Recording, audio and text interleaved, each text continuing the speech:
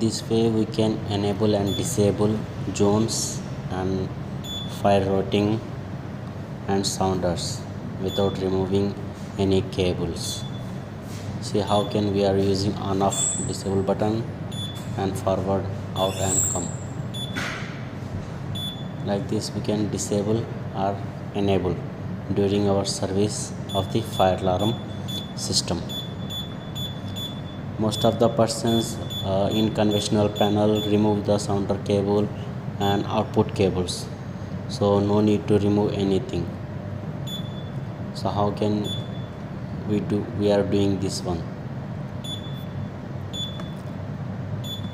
Like this we can enable after the service.